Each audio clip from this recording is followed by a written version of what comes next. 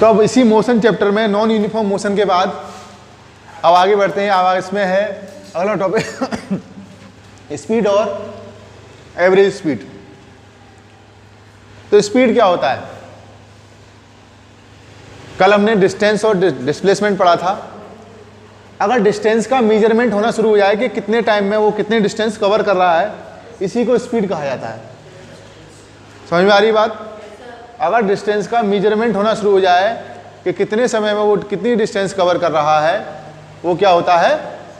Speed होता है। तो मैथमेटिकली या फिर फिजिक्स की लैंग्वेज में स्पीड को लिखेंगे, वो है डिस्टेंस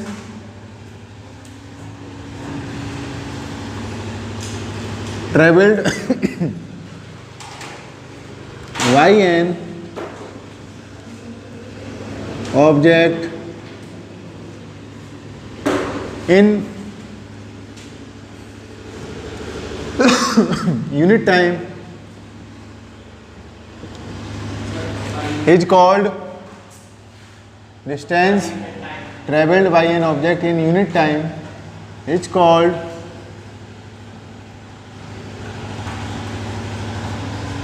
speed। ठीक है? Mathematically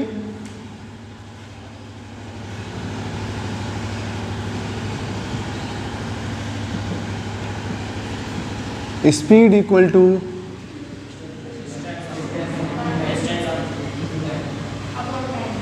distance upon time.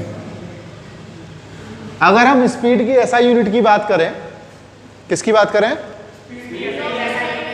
Speed की एसआई यूनिट की बात करें, तो from the formula we can find out the SI unit of distance is metre and SI unit of distance second, SI unit of time is तो then the SI unit of speed is metre per second, और इसे भी metre per second ही बोला जाता है। समझ में बात आ रही है? क्लियर? कोई दिक्कत तो नहीं? अब आती है एवरेज स्पीड की बात। तो स्पीड और एवरेज स्पीड में अंतर क्या है ये हमें बताएंगे अभी। पहले इसका डेफिनेशन लिख लेते हैं, फिर बताते हैं। For non-uniform motion,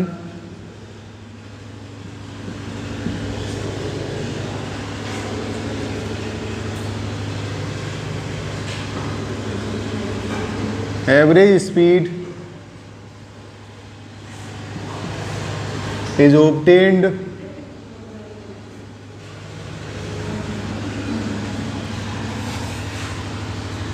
by dividing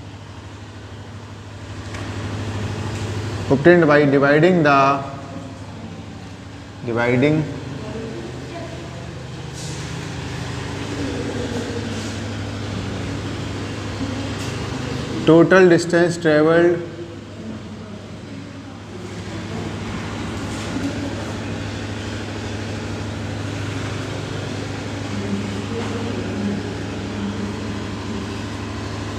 by total time taken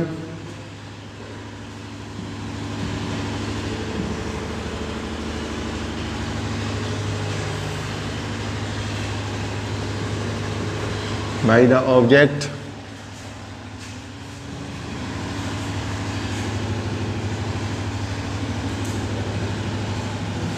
for non-uniform motion. Average speed is obtained by dividing the total distance traveled by total time taken by the object. इसको हम एलैबोरेट करते हैं कैसे, क्या मतलब है इसका, ध्यान से सुनिएगा। जब हम स्पीड की बात करें, एवरेज स्पीड की बात करें, बात तो स्पीड ही है, लेकिन एवरेज क्यों लगाया गया इसके आगे जरा ध्यान से सुनिएगा। यूनिफॉर्म मोशन में, कौन से में? यूनिफॉर्म मोशन जो था और एक था नॉन यूनिफॉर्म मोशन। क्या?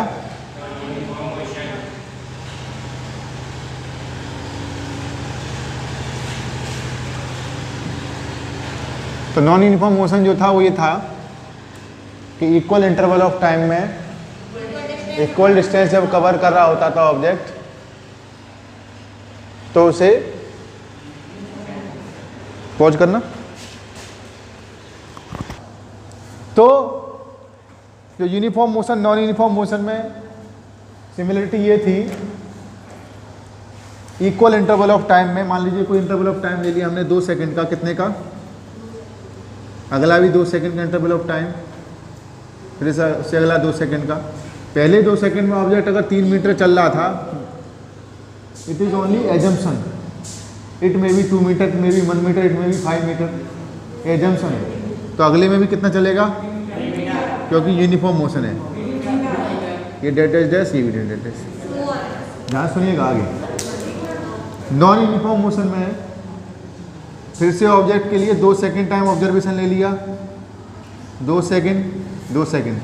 पहले 2 सेकंड में मान लीजिए 1 मीटर चला, फिर 5 मीटर चला, फिर 3 मीटर चला, ये तो सेम रहा लेकिन ये चेंज होता रहा, अलग बदल के, तो ये नॉन यूनिफॉर्म कहा गया।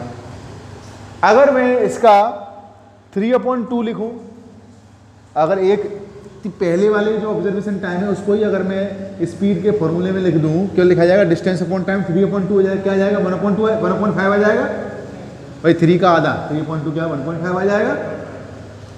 अगर मैं इसका एवरेज ले लूं, 3 3 या 9 अपॉन क्या हो जाएगा, तब भी क्या आ जाएगा 3/2 आ जाएगा। तो इसका एवरेज लेने की आवश्यकता नहीं है, तभी हमने एवरेज स्पीड में क्या लिखा था, फॉर नॉन यूनिफॉर्म मोशन। वो किसके लिए, खाली क्यों, इसका अगर मैं अलग अलग लूंगा तो 1/2 आएगा, इसका 5.2 आएगा, 2.5 आ गया, इसका 3.2 1.5 अलग अलग आएगा। तो नॉन यूनिफॉर्म मोशन के लिए हमें टोटल डिस्टेंस ट्रेवल यानी कि 1 + 5 + 3 अपॉन टोटल टाइम टेकन 2 + 2 + 2 लेना पड़ेगा, तब जाके हम एवरेज स्पीड निकाल पाएंगे। ये खाली नॉन यूनिफॉर्म मोशन के लिए। बात सबके समझ में आई नहीं आई, क्लियर है नहीं है, ठीक है, पॉज कर दीजिए। तो अब एवरेज स्पीड की जो मैथमेटिकल फॉर्मूला होगा वो होगा average speed equal to total time taken, sorry total distance travelled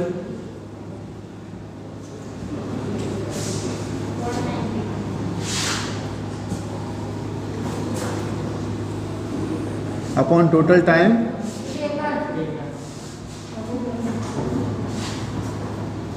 तो यहाँ पर एवरेज स्पीड की एसआई यूनिट भी सेम होगी, क्योंकि डिस्टेंस की एसआई यूनिट क्या होती है, मीटर अपॉन सेकेंड। तो क्या हो जाएगी, मीटर पर सेकेंड या फिर मीटर पर सेकेंड, ठीक है, यही होगी, ठीक है।